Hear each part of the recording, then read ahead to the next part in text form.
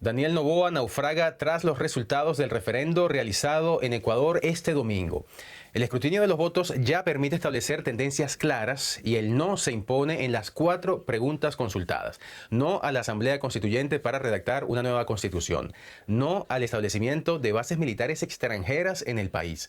No a la eliminación de la financiación pública de los partidos políticos y no a la reducción del número de asambleístas en el Parlamento. 4 no para Noboa, 4 derrotas en un solo referendo. Vaya domingo para el presidente de Ecuador. ¿Qué implica este rechazo rotundo para el futuro político del país? ¿Qué consecuencias tiene también para la gobernabilidad interna? ¿Y qué significa en materia de geopolítica? Porque rechazar las bases extranjeras es decirle no a la presencia de Estados Unidos en Ecuador. Yo soy Johan Ramírez y este será el tema que trataremos de analizar el día de hoy acá en DW Actualidad en Análisis, y para ello contamos hoy desde Quito con el periodista Ramiro Carrillo, quien estuvo siguiendo esta jornada electoral para nosotros, y también desde Quito le doy la bienvenida al consultor político Fabricio Betancur. Ambos, muchísimas gracias por acompañarnos. Bienvenidos al programa. Ramiro, me gustaría comenzar contigo. ¿Cómo amanece Ecuador hoy? ¿Hay sorpresa entre los ecuatorianos tras estos resultados? Sí, cómo no. Buenos días al panel, Fabricio. ¿Cómo estás, Johan? Hay sorpresa en general, sorpresa incluso para quienes estuvieron por la opción del no y que ganaron. No esperaban ganar con la medida en que se consignan los datos hasta el momento. Y obviamente sorpresa en la negatividad de quienes estaban por el sí en esta situación. Pero al igual que en la jornada del día de ayer, que fue de absoluta tranquilidad en todo el país, también el país está tranquilo, el pueblo ha hablado, como lo dijo el presidente Noboa ayer en un mensaje, Johan. Pues hay sorpresa entonces incluso para quienes se llevan la victoria. Señor Betancur, ¿le sorprendió a usted también este resultado? Johan Ramiro, un gusto y muchísimas gracias por la oportunidad. Bueno, a mí me sorprendió de una manera que no tenía previsto, principalmente por los resultados, cómo se dieron geográficamente. Habían algunos resultados que eran previsibles, el caso de Cuenca, el caso de Santa Elena, y otros, en cambio, que no eran previsibles. Y los resultados nos muestran que básicamente en las 24 provincias, en algunas preguntas se pierde en todas, en otras, en cambio, apenas se gana en una, que es el caso de Tungurahua. La conversación digital hace una semana la estaba manejando el señor presidente, ¿sí? Pero tenía una estrategia muy similar. Entonces, es algo que de ahora en adelante la oposición se la va a atribuir como una forma de victoria versus un Daniel Noboa que pierde en las 4 preguntas, lo cual no estaba previsto en ninguna encuesta. Uno de los temas importantes en esta consulta era la Asamblea Constituyente. Ramiro, ¿qué tan significativo es ese no para la agenda política interna del presidente Noboa? Es demasiado significativo sobre esta Asamblea Constituyente.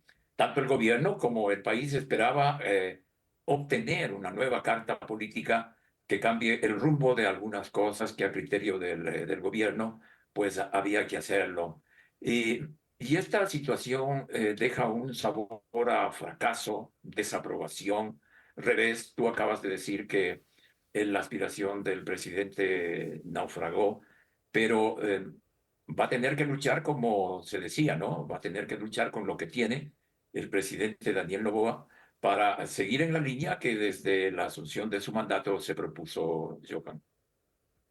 Es que fueron 4 derrotas, como decíamos antes, contundentes, ¿no? Señor Betancourt, ¿qué lectura le podemos hacer entonces a este rechazo que se lleva el presidente? ¿Es un voto contra Noboa o contra el contenido de las reformas que pretendía promover?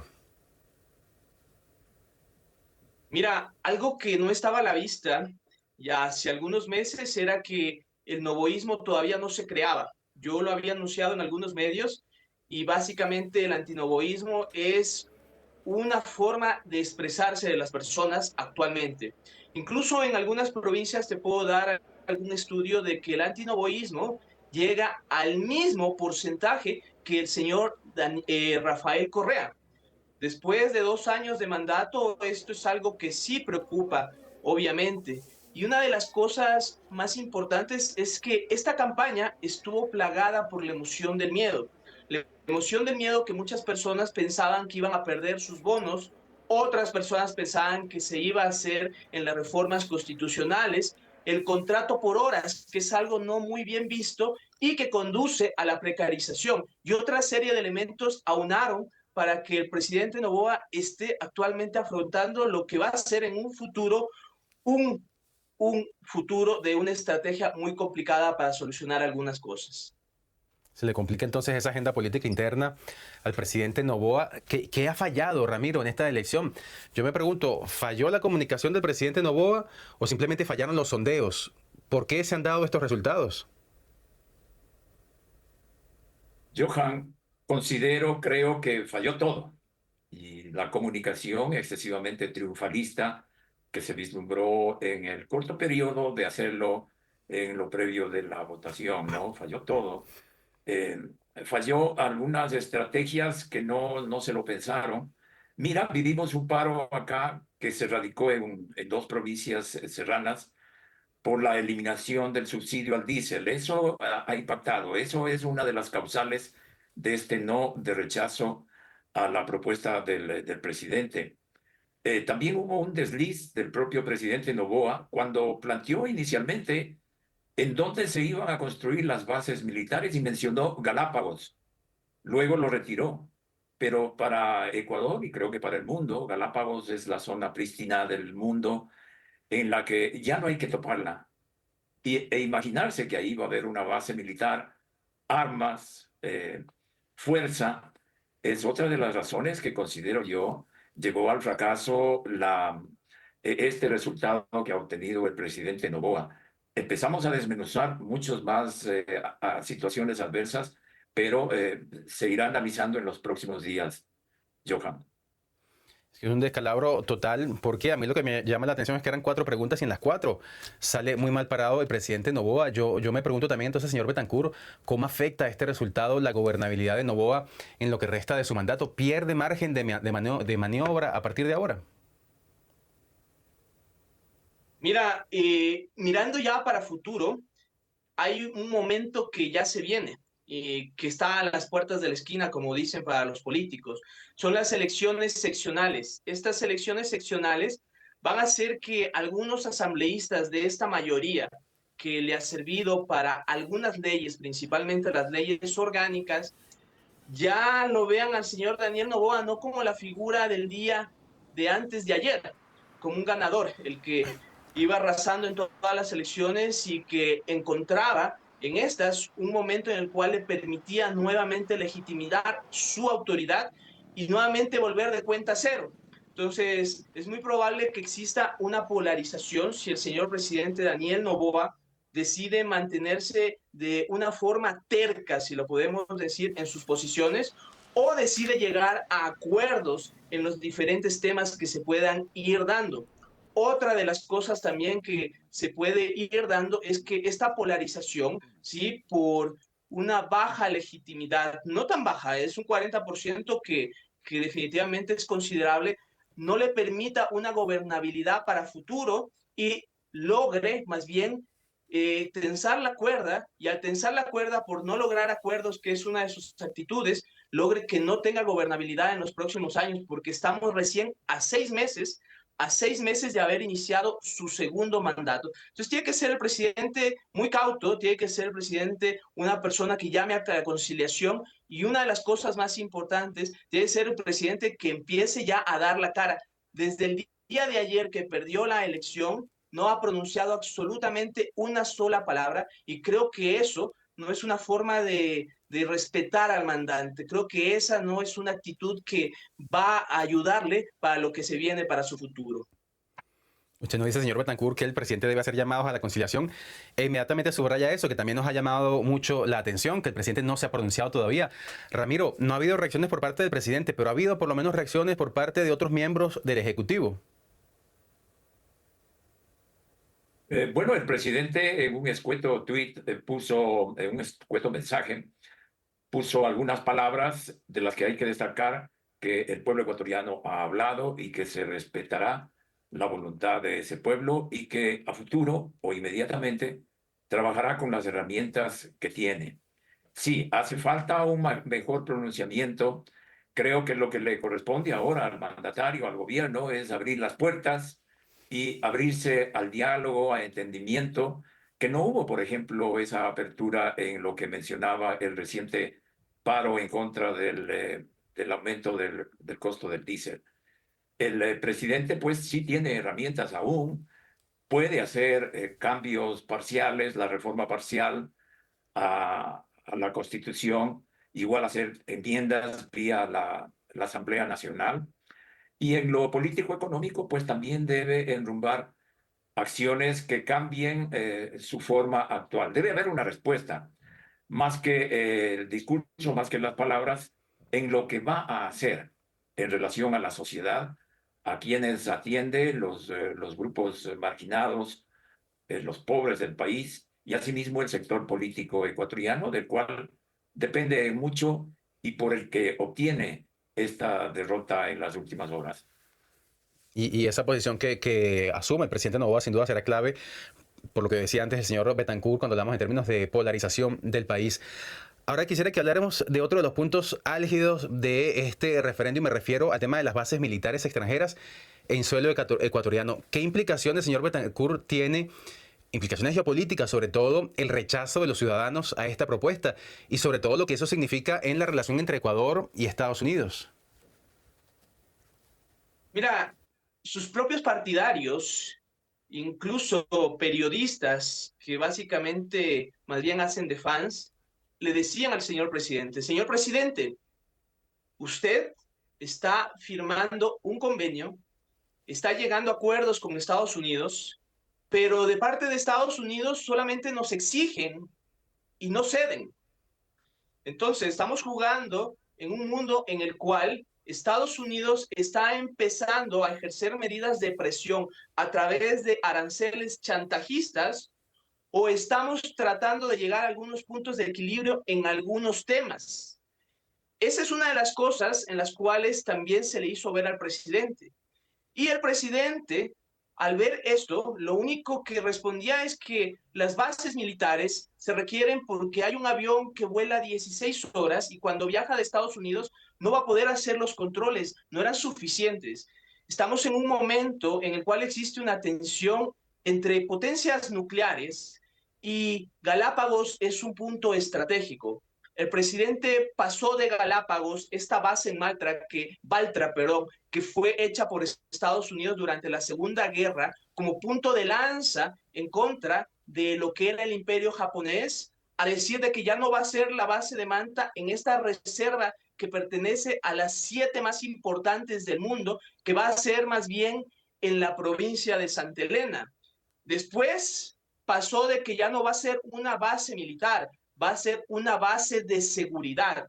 Entonces yo creo que geopolíticamente no era un problema que a Ecuador le convenía, porque básicamente no recibíamos nada a cambio y entregábamos mucho, más aún cuando el problema geopolítico se avecina, cuando una potencia como China está pronta a rebasar a Estados Unidos después del año 2030. Creo que fue una decisión muy sabia del pueblo ecuatoriano y fue una de las preguntas en las cuales yo me manifesté siempre contrario, porque no es un asunto que nos corresponde como un pequeño país, que tenemos que hacer lo más conveniente para este país y abogar siempre por la neutralidad a nivel mundial. Ramiro, ¿qué piensas de lo que nos ha dicho el señor Betancourt? ¿Crees que fue sabia esa decisión de los ecuatorianos? Y sobre todo me interesa que nos cuentes tú, que sigues la actualidad política de Ecuador y que nos reportas desde allá, ¿por qué votaron los ecuatorianos contra la instalación de bases militares extranjeras en el país? Bueno, un poco difiero con Fabricio en el sentido de que si era necesario el tener un apoyo, visto en ese sentido, un apoyo por el avance de la digitalización, de equipamiento, de otro tipo de recursos para el seguimiento de quienes están al margen de la ley, como son y que nos han afectado, y lo conocemos día a día los ecuatorianos, el narcotráfico, la delincuencia organizada, el crimen, la violencia provocada por estos órdenes fuera de la ley. Entonces, si era necesario ese apoyo. Se ha dicho que no, bueno, pues quedan las situaciones como están, el gobierno tendrá que seguir aprendiendo y en eso no debería bajar la guardia en lo que tiene que ver al bloque de seguridad, un trabajo conjunto de policía y Fuerzas Armadas para continuar en esta lucha, en esta guerra ya declarada por el propio presidente contra ellos. Hubo un apresuramiento, considero yo, porque en los previos de la consulta popular tuvimos acá a la secretaria de Defensa de los Estados Unidos y en conjunto con el presidente fueron al sitio donde fue anteriormente la base militar con elementos extranjeros de Estados Unidos a ver cómo va a ser la situación, ¿no? Eso ya quedó frustrado y la señora secretaria de Defensa vendrá próximamente acá, tal vez, pero para hacer un poco de turismo. Y ya veremos cuál será la reacción de Estados Unidos luego de este resultado, porque, señor Betancourt, en el contexto actual, con Washington ordenando ataques a embarcaciones en el Caribe y en el Pacífico y lanzando esta llamada Operación Lanza del Sur, que bajo el argumento de luchar contra el narcotráfico pareciera, según algunos, que pretende imponer una agenda no solamente de seguridad, sino también de geopolítica.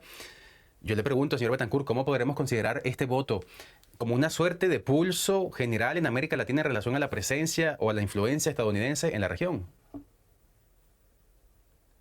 Mira, históricamente en la región, ellos tienen un lema con la doctrina Monroe, ¿no? América para los americanos, pero no para toda América, sino solamente y exclusivamente para Estados Unidos. Y en base a esa forma de pensar, siempre han visto un patio trasero en Ecuador. Y eso implica muchísimas cosas. Si retrocedemos en el tiempo con Teddy Roosevelt hizo algunas cosas que no estuvieron acorde, ¿no?